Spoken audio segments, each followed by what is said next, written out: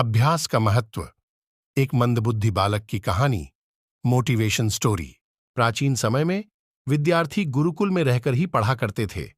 बच्चे को शिक्षा ग्रहण करने के लिए गुरुकुल में भेजा जाता था। बच्चे गुरुकुल में गुरु के सानिध्य में आश्रम की देखभाल किया करते थे और अध्ययन भी किया करते थे। वृद्धराज को भी सभी की तरह गुरुकुल भेज दिया गया। वहां आश्रम में अपने साथियों के साथ घुलने मिलने लगा, लेकिन वह पढ़ने में बहुत ही कमजोर था। गुरुजी की कोई भी बात उसके बहुत कम समझ में आती थी। इस कारण सभी के बीच वह उपहास का कारण बनता है। उसके सारे साथी अगली कक्षा में चले गए, लेकिन वो आगे नहीं बढ़ पाया। गुरुजी ने भी आखिर हार मानकर उसे बोला, बेटा वृद्धराज, मैंने सारे प्रयास करके देख लिए हैं।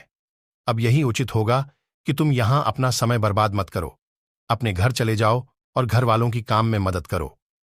वृद्धराज ने भी सोचा कि शायद विद्या मेरी किस्मत में नहीं है, और भारी मन से गुरुकुल से घर के लिए निकल गया।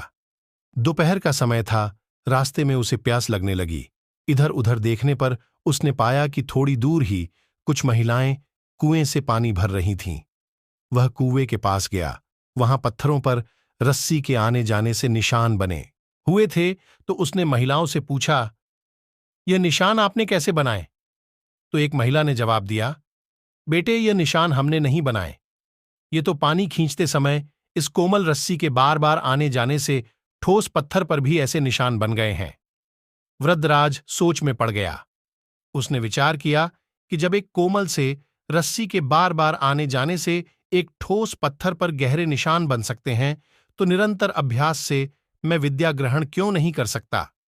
वृद्धराज ढेर सारे उत्साह के साथ वापस गुरुकुल आया और अथक कड़ी मेहनत की। गुरुजी ने भी खुश होकर भरपूर सहयोग किया।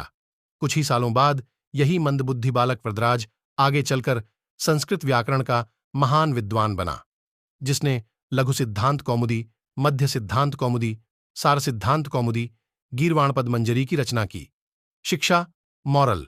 दोस्तों, अभ्यास की शक्ति का तो कहना ही क्या है। ये आपके हर सपने को पूरा करेगी।